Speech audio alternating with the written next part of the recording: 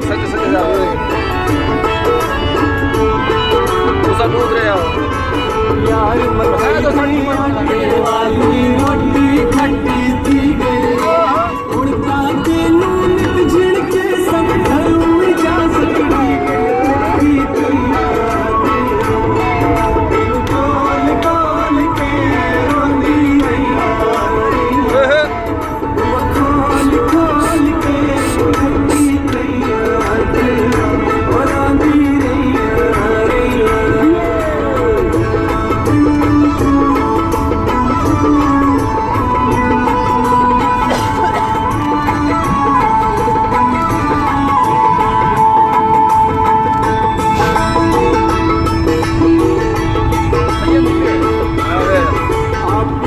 जलेबी जो करेंगे